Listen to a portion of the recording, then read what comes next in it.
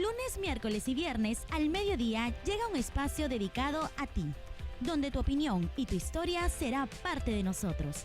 En Salud en Línea podrás compartir tus experiencias y los especialistas de la Clínica Santa Beatriz te brindarán la asesoría que necesitas. Los lunes, miércoles y viernes al mediodía tienes un compromiso con tu salud. Salud en Línea por SB Radio. SB Radio te conecta con tu salud.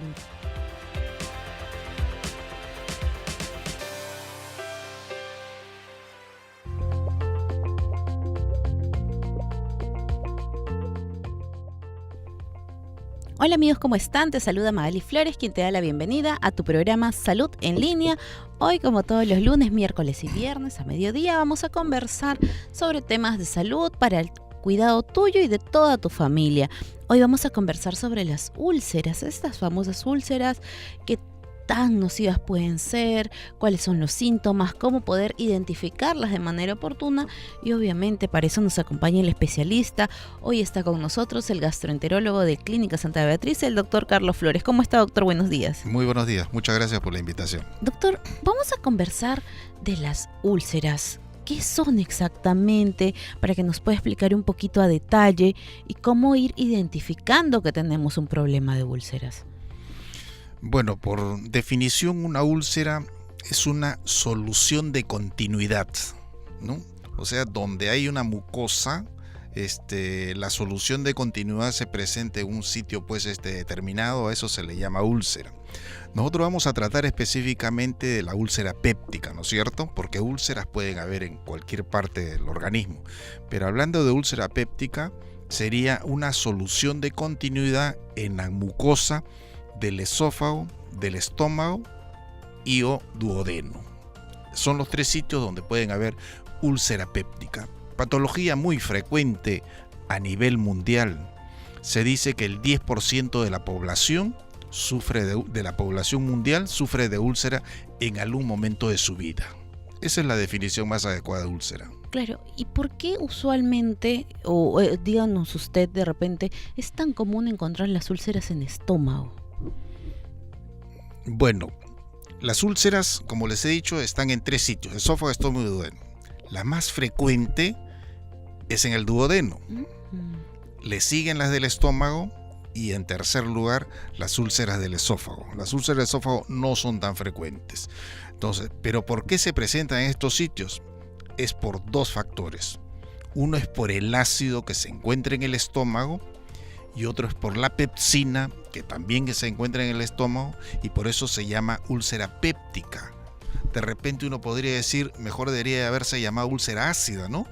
Pero desde inicio se llamó úlcera péptica porque tiene mucha relación con la pepsina, que es una enzima que se produce en el estómago y que digiere las proteínas. Entonces, cuando actúan sinérgicamente el ácido y la pepsina, es que se producen las lesiones tanto en el estómago, en el duodeno y en el esófago.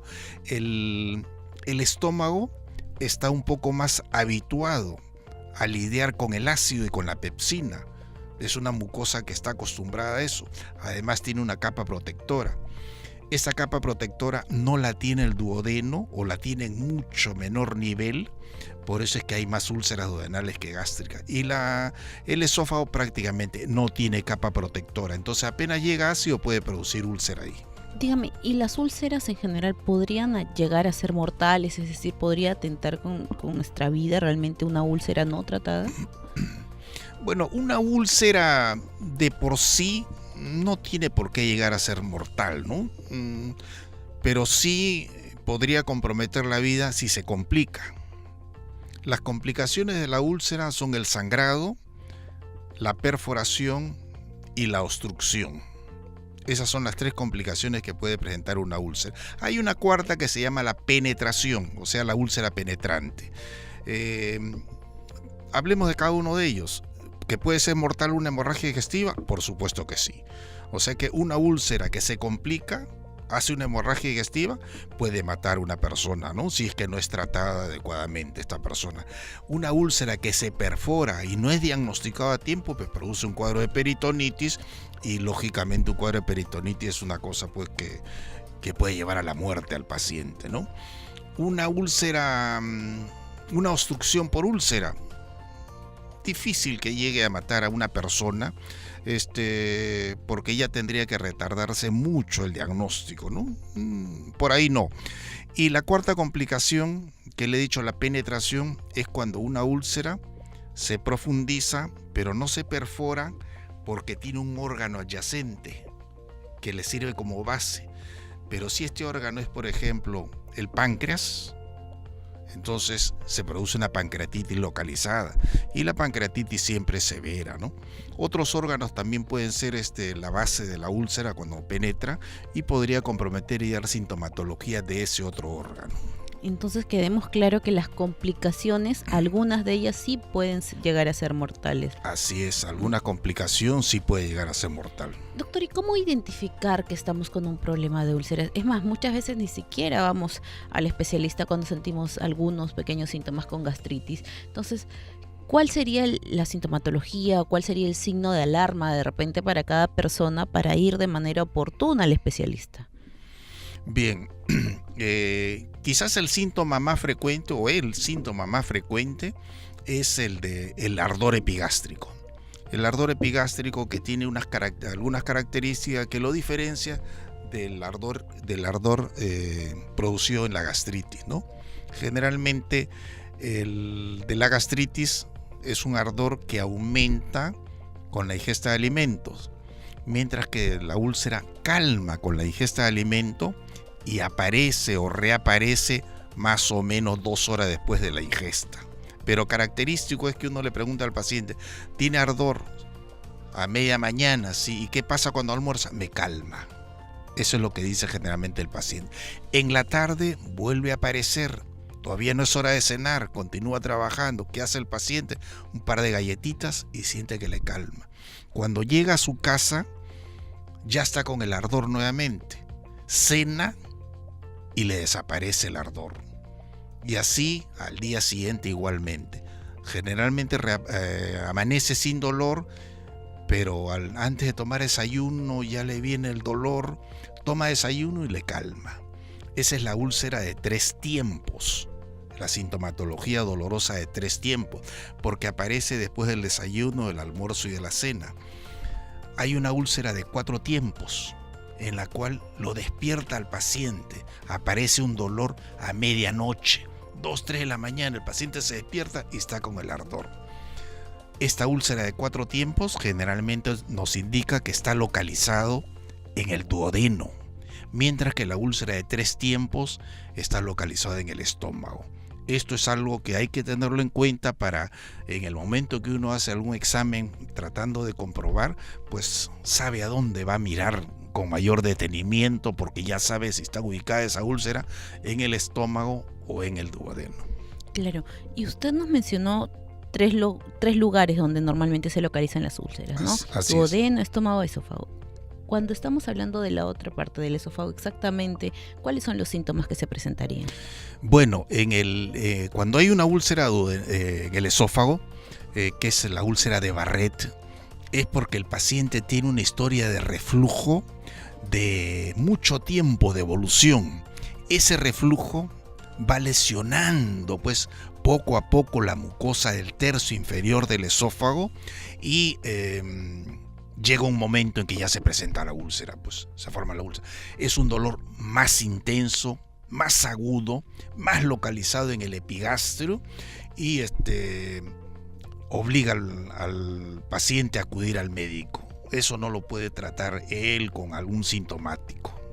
Dígame, me imagino que en algún momento también hay la pérdida de apetito, que lo he visto en algunos pacientes con diagnósticos de úlcera, sobre todo cuando es a nivel de esófago. ¿Esto también se podría ligar a los otros tipos de úlcera? Porque usted nos menciona en algún momento de que da hambre, da la sensación de tener que comer, claro, y calmar ese ardor, ¿no? Pero en algunos casos también se puede evidenciar que el paciente no quiere pasar alimentos. Sí, lo que le he dicho sobre el dolor de hambre o el vacío que sienten los pacientes, o languidez, que es un término quizás más apropiado, sentir una languidez, ¿no? Y que siente que comiendo le calma. Bueno, conforme pasa el tiempo y conforme va profundizándose la úlcera, se hace más penetrante, se hace más profunda, más crónica la úlcera, muchas veces ya le quita el apetito al paciente porque ya no le calma con el alimento. Esa es algo que sucede en el organismo de la persona que nos indica que esa úlcera ya se ha convertido en más crónica y que necesita ya un buen tratamiento. Entonces, al comienzo el paciente hasta sube de peso porque come más, pero después ya ese apetito ya le baja porque sencillamente ya no le calma el dolor. Claro, ya no está tolerando el paciente y el dolor se hace un poco más agudo. Doctor, ¿cuáles son los exámenes anexos? La historia clínica juega un rol importantísimo porque es ahí mediante donde usted, el especialista, va a poder recabar información, síntomas, signos, etcétera. Sin embargo, hay exámenes de diagnóstico. ¿Cuáles serían los exámenes? Bueno, ya con la clínica uno tiene más o menos idea de dónde está localizada la úlcera, ¿no? O en el esófago, o en el estómago, el duodeno. Ahora viene la comprobación. El mejor examen es lógicamente la endoscopía digestiva alta con biopsia. ¿Por qué con biopsia? Porque uno puede demostrar si el paciente tiene alguna otra lesión asociada o es una úlcera con Helicobacter pylori o sin Helicobacter. ¿Es una úlcera con metaplasia o es una úlcera sin metaplasia? Hay otras lesiones anatomopatológicas como la atrofia, la displasia, la atipia, bueno, que podría ser un comentario posterior sobre eso, ¿no? Pero la endoscopía es el examen indicado cuando un paciente tiene sintomatología digestiva alta. Y la pregunta de muchos, y siempre se la hago, ¿el dolor, la molestia que va a sentir el paciente es mínima en ese momento, el momento del examen? En el momento del examen, el paciente no tiene por qué sentir molestias del examen. El examen endoscópico, con los equipos modernos, cada vez más delgados, más flexibles, y con la mejora en la premedicación, los sedantes que utilizamos, el paciente, salvo excepciones, porque hay pacientes que son intolerantes a algunos exámenes dentro de la endoscopía, salvo excepciones, el paciente no tiene por qué quejarse, no tiene por qué haber sentido alguna molestia al hacerle este examen. Claro, porque es el temor de muchísimas personas, ese miedo, ¿no?, que nos puede ocasionar el pensar que la endoscopía nos va a lastimar.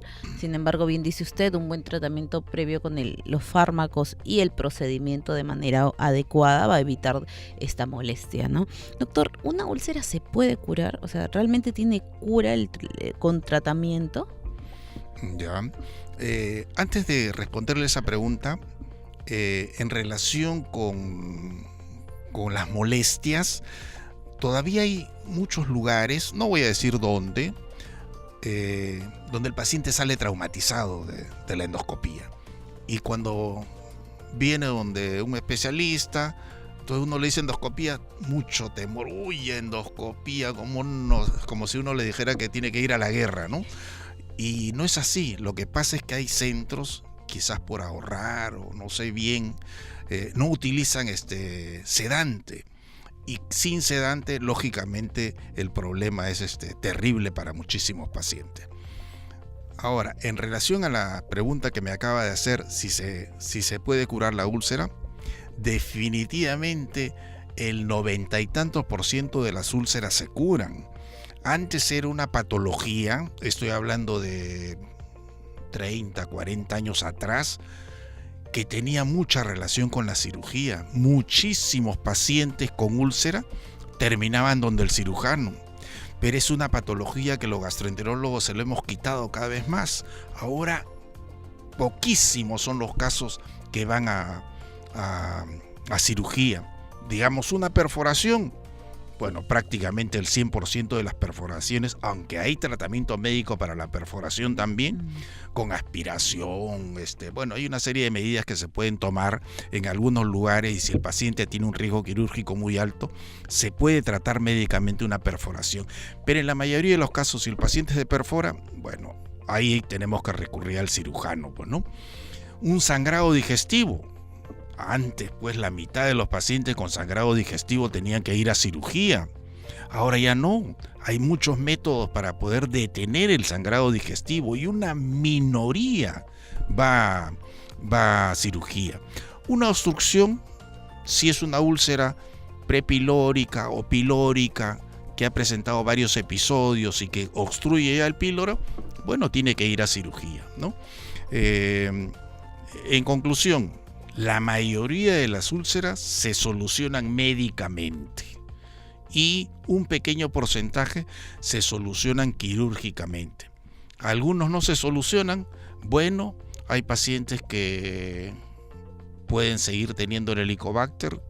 A veces hay resistencia a algunos antibióticos, cada vez aumenta la resistencia también. Entonces esos pacientes se vuelven crónicos en el sentido de que van a tener recidivas continuamente, ¿no? Se curó de la úlcera, ya no hay úlcera, uno le hace el control y está perfectamente cicatrizada la lesión que uno había encontrado antes, pero a los meses el paciente otra vez vuelve con la molestia, se le hace endoscopía nuevamente y nuevamente tiene úlcera. Por eso es que de un comienzo, hace muchos años, la definición de úlcera era crónica y recidivante. ¿Y en qué época del año recidiva? Hay meses del año donde es más frecuente la úlcera. En el otoño y la primavera. Verano e invierno hay menos úlcera. Otoño y primavera hay más úlcera. Y esto se presenta a nivel mundial. Inclusive en los países donde hay más acentuado el cambio, claro. Entonces se presenta más las úlceras. ¿Cuál es la causa? ¿Por qué justo en esta temporada? Eso es muy difícil de responder. Esa pregunta no la quería. Me he metido en Honduras porque en verdad no sabemos exactamente cuál es el motivo por el cual en primavera y en otoño existe mayor cantidad de úlceras. Mire usted, qué interesante, pero sí, definitivamente algo debe jugar el rol climático, bien menciona. Hay lugares donde se acentúa más el tema climático. Nosotros pasamos casi todo el año con un clima muy similar. Así es. En cambio hay otros países donde el invierno, el verano, la primavera son muy marcados. Nos vamos a una brevísima pausa y regresamos con más de tu programa Salud en Línea.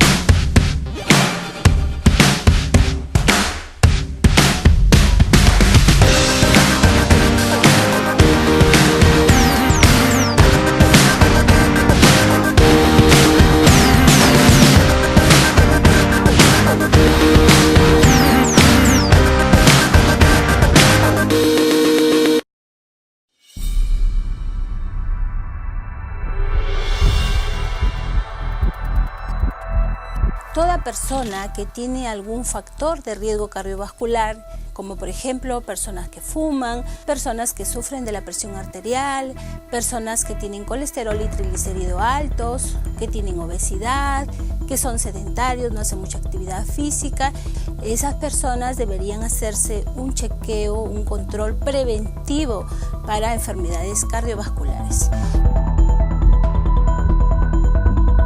La sistólica y la diastólica tienen un parámetro dentro de la normalidad. 120/80 es el promedio de la normalidad.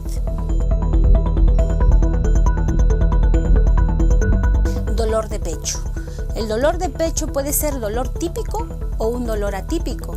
El típico es aquel dolor que es opresivo, la parte posterior del tórax, que a veces se irradia, ¿no?, al brazo izquierdo o a veces a los dos brazos, se puede irradiar al cuello, a la mandíbula, falta de aire al caminar. Entonces, estimado público, ya sabe, la prevención es su mejor opción. Por eso los invito al servicio de cardiología de la Clínica Santa Beatriz, Ramón Dañino 227, Jesús María. Muchas gracias.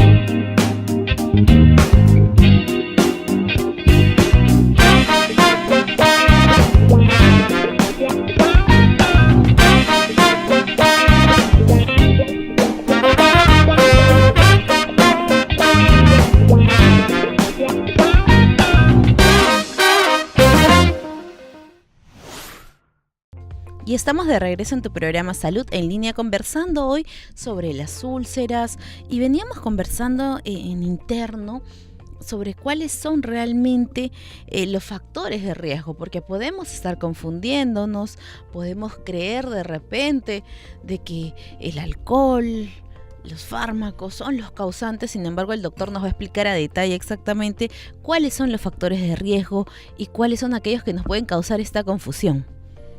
Bien, en el estómago tenemos pues factores agresivos y factores defensivos. La úlcera se presenta cuando los factores agresivos predominan sobre los defensivos. Debe haber un equilibrio. Cuando hay ese equilibrio, no hay úlcera. Pero si los factores agresivos aumentan y los defensivos o se mantienen o bajan, entonces ahí se presenta la úlcera. Dentro de los factores agresivos, el fundamental es el Helicobacter pylori.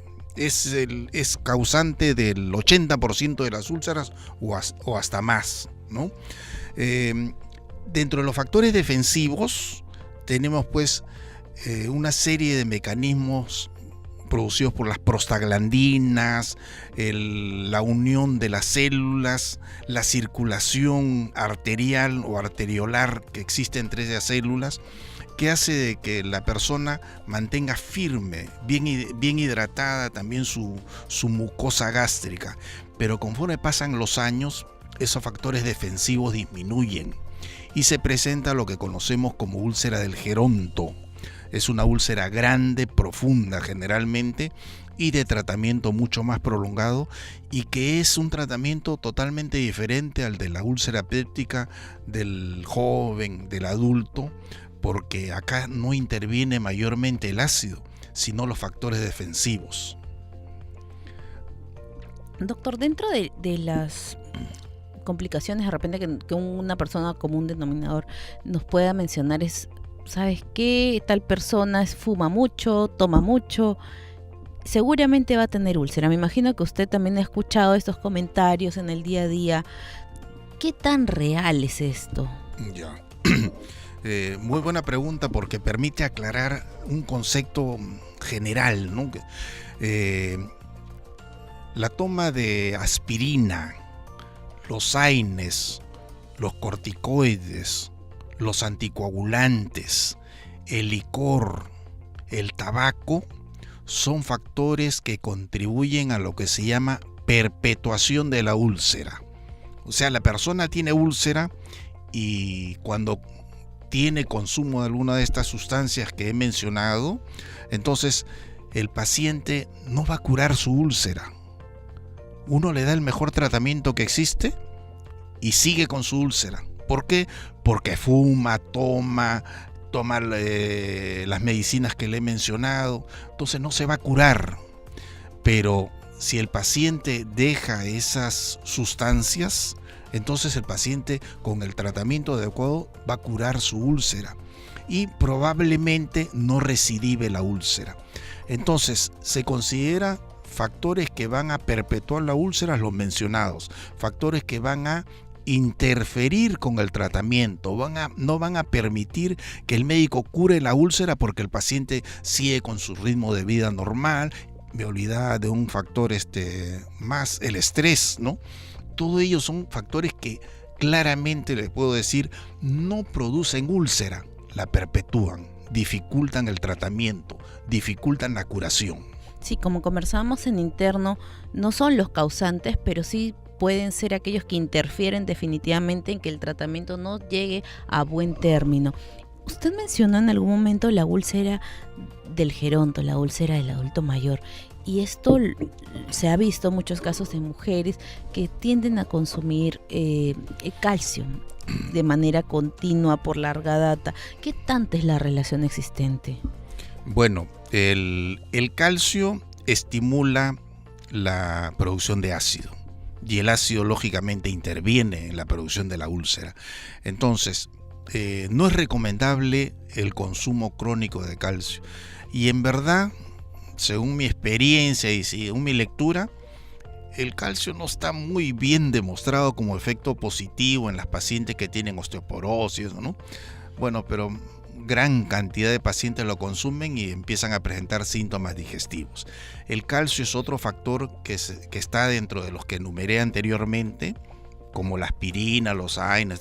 El calcio también figura dentro de esa lista que van a perpetuar la úlcera. Por eso es que antes se consumía mucha leche. El paciente que estaba con una úlcera y no tenía muchos fármacos, pues se le daba la terapia con leche, todo el día leche. Bueno, la leche está demostrado que no es conveniente para el paciente ulceroso, solamente un vaso al día, como cualquier persona. ¿Por qué? Porque el calcio que tiene la leche produce acidez de rebote. Entonces el paciente tomará su leche, se sentirá mejor, pero a las 2 horas está con una acidez tremenda. Por eso es que antes se le daba leche cada 2 horas. Antes que reaparezcan los síntomas, otra vez leche. En la noche el paciente estaba con una acidez tremenda. Claro, imagínese todo el día consumiendo un alimento que realmente puede generarte alguna complicación. Entonces ya nos quedó clarísimo que otro de los factores que puede influenciar en un mal tratamiento sería el consumo de estos fármacos, en este caso del calcio, que es común en los adultos mayores, sobre todo en las damas, ¿no? Es muy común encontrar personas de 60 años consumiendo su calcio por tiempo pero prolongadísimo. Dígame, ¿hay una edad más frecuente?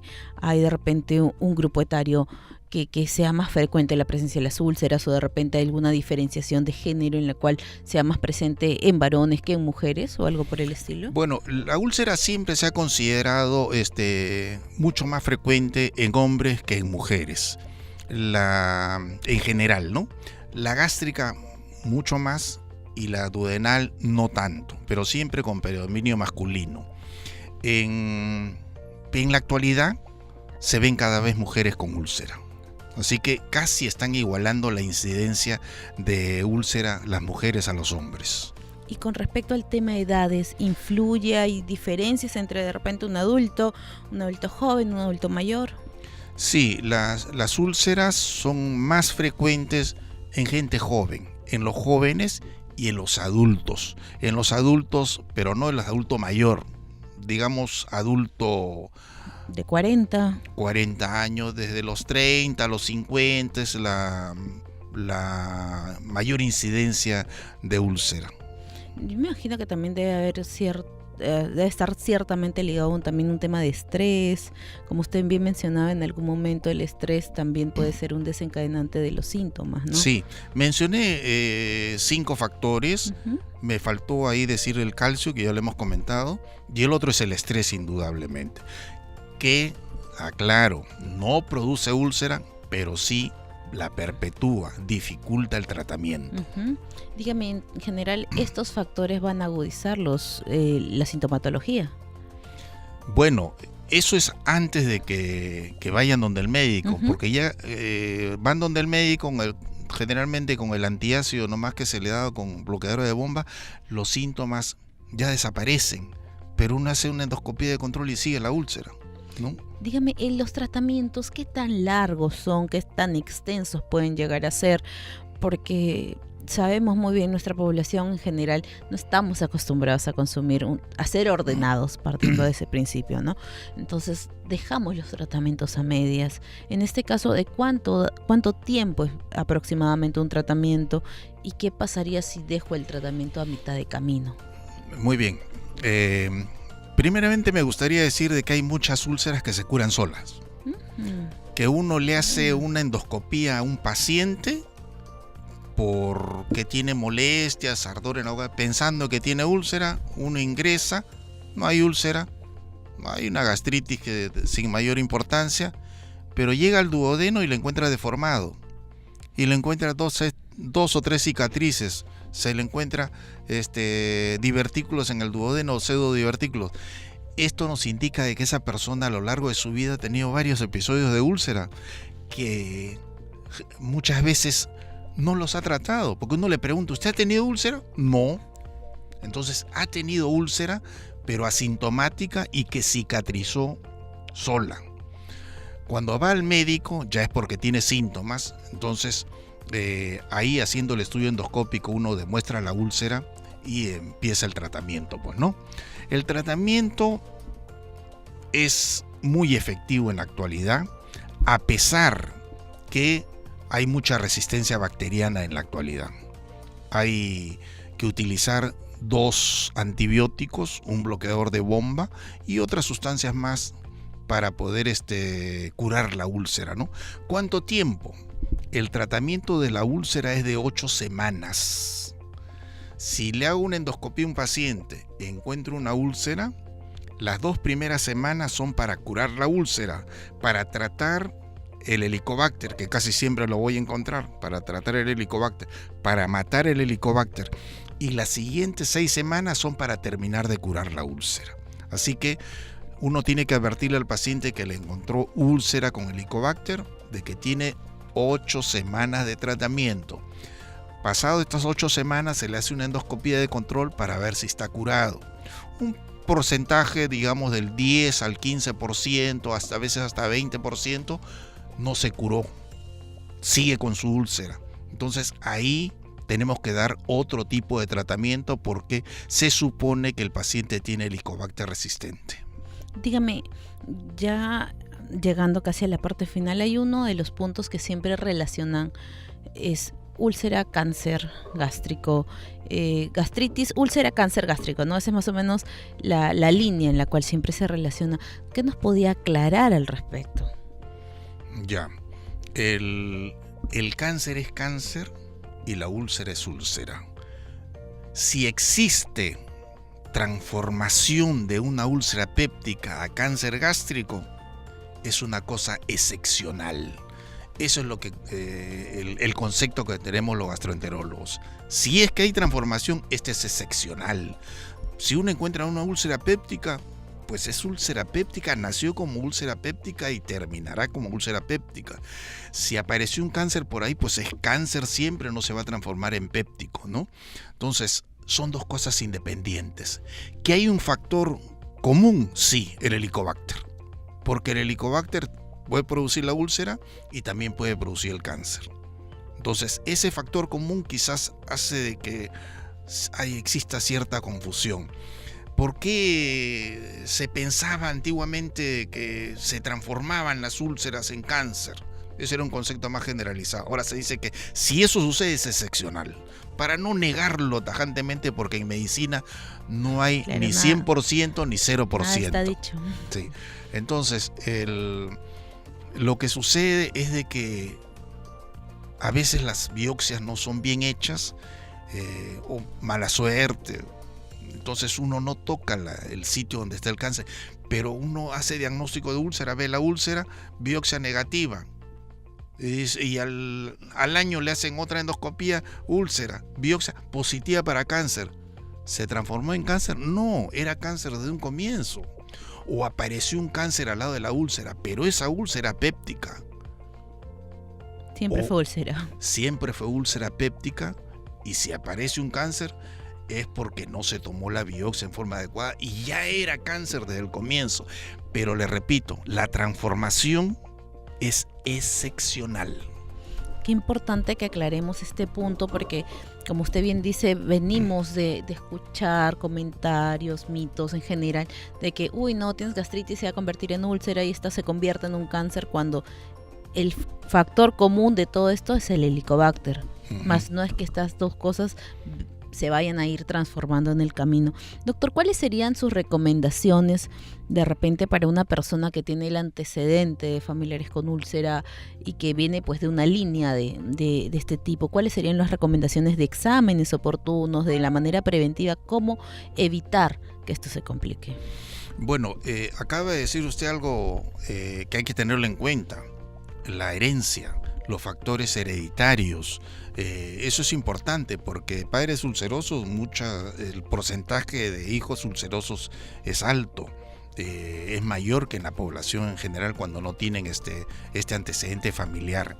Entonces, si una persona tiene pues antecedentes familiares, tiene síntomas del aparato digestivo superior, lógicamente tiene que acudir de un médico para que se le haga un descarte de úlcera. Y la mejor forma y definitiva, no es la única, pero sí es la mejor forma y definitiva, es mediante una endoscopía y biopsia. mediante una endoscopía uno puede llegar a saber realmente si estamos frente a una úlcera o no. Claro, la endoscopía diagnostica todas las enfermedades que existen en el esófago, el estómago y el duodeno. No se puede pasar ninguna enfermedad haciendo una buena endoscopía, ¿no? Claro, realmente es un examen que es adecuado, es oportuno, y lo mejor es que si te lo hacen de manera adecuada no te va a generar ninguna molestia. Doctor, muchísimas gracias por habernos acompañado en la tarde del día de hoy. Espero poder contar con usted para un próximo tema. Ya vamos avanzando, hicimos gastritis, úlcera, ya nos va a tocar hablar de cáncer gástrico también. ¿Cómo no? Muchísimas gracias. No, a usted. Esto ha sido todo por hoy en tu programa Salud en Línea.